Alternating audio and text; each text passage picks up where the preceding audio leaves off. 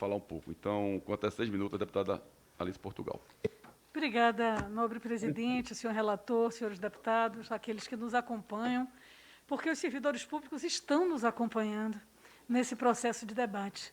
E eu quero me dirigir exatamente ao relator, que é alguém que acompanha também, né, talvez no mesmo período que eu, do ponto de vista do parlamento, essa verdadeira alternância de circunstâncias no Estado brasileiro. Essa instabilidade no Estado brasileiro, ela faz com que, na minha compreensão, andemos em círculo. O deputado Paulo Ramos, ele traz para a mesa toda uma realidade de um período de nacionalismo, afirmação nacional, e depois esse down na democracia, na ditadura militar, que levou também a uma contração do serviço público, com o fim do concurso, com a instalação do DASP, com a série de portas de entrada no serviço público. Quando eu digo nós já vimos essa história, esse filme nós já vimos, é porque é verdade, nós estamos dando voltas em círculos.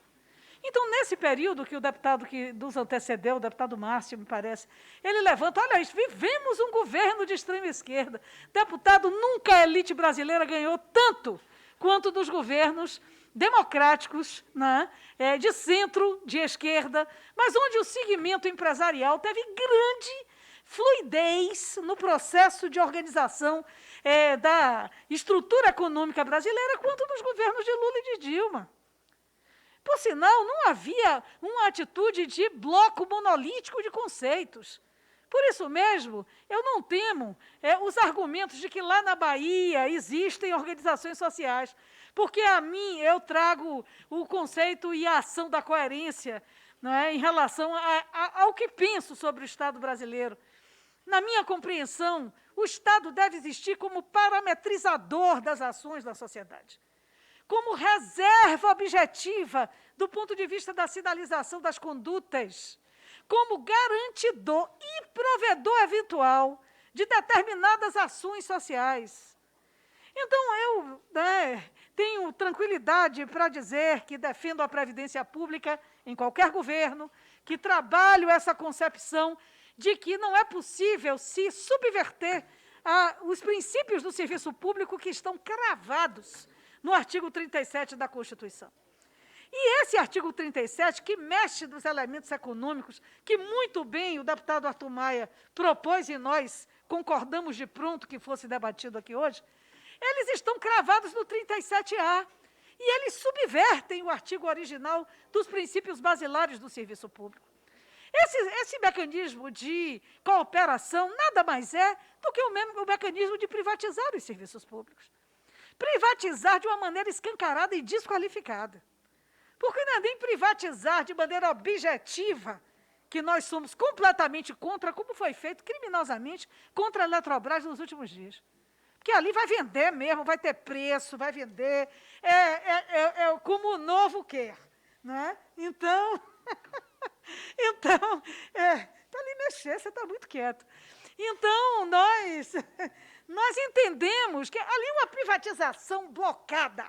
Esta é uma privatização disfarçada, desqualificada e que, lamentavelmente, destrói o círculo protetivo que o Estado Nacional dá ao núcleo soberano da nação. Isso é muito perigoso, porque agora, por exemplo, se não tivéssemos o SUS, senhores, o que estaria acontecendo? Se com o SUS nós tivemos que lutar para garantir recursos aprovados por este parlamento para hospitais de campanha, para gripários, e agora para clínicas de recuperação fisioterápica, para os sequelados da Covid. Se não tivesse SUS, quem paga? Cadê o rico? Quantos ricos pagam 40 dias de UTI nesse país? Quantos ricos pagam? Obviamente, nós sabemos que um país como o nosso, em desenvolvimento, e nesse momento de retração de desenvolvimento, ele precisa de um círculo protetivo de Estado. E isso hoje, na pandemia do novo coronavírus, no mundo inteiro se assevera. E se faz, inclusive, marcha ré, nesta visão anacrônica de que vende tudo, faz tudo, e fica apenas os típicos. E os típicos, que não foram determinados quais são os arrecadadores, que são típicos mesmo, mas não podem ser só eles. Então, nessa direção é que eu creio que nós não estamos nem no tempo e nem conceitualmente, minimamente unificados de um processo de cooperação que simula uma privatização, mas desorganiza o Estado brasileiro. Por isso, a consequência mais adequada é a retirada do artigo 37A dessa PEC. Porque, na verdade, quer fazer uma reforma administrativa, administre e organize o Estado. Precisa? Precisa, nós já dissemos isso aqui. É necessário ter diretrizes de plano de carreira, não é possível o assessorista de uma casa aqui legislativa ganhar mais do que o da outra, o elevador é o mesmo, da mesma marca, do mesmo período, na mesma construção. Então, tudo bem. Isso é outra coisa.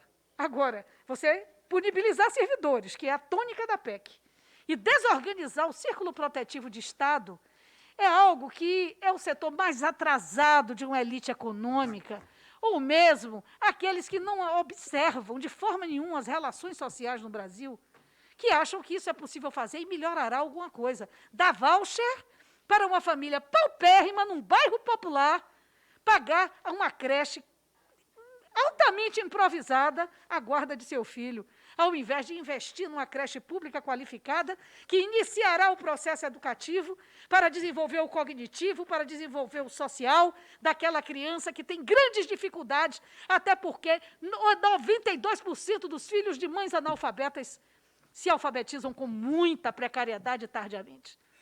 Nessa direção, nos meus 29 segundos que faltam, eu quero dizer que, na verdade, temos várias emendas, acho que foi uma vitória termos articulado essa prorrogação e essa concessão de assinatura das emendas para que possamos fazer um debate mais amplo, mas, objetivamente, esse artigo 37, de preferência, o próprio relator retirava no seu relatório, sem a interferência das emendas, porque ele quebra o círculo protetivo do Estado, que, em especial neste momento, é um elemento altamente inconveniente, além de conceitualmente inconstitucional e anti-soberania nacional. Obrigada. Obrigado, deputada Alice Portugal. Agora vai falar, né, um líder, que é o deputado Darcy de Matos, mas antes eu queria só, com uma transparência, tem que ser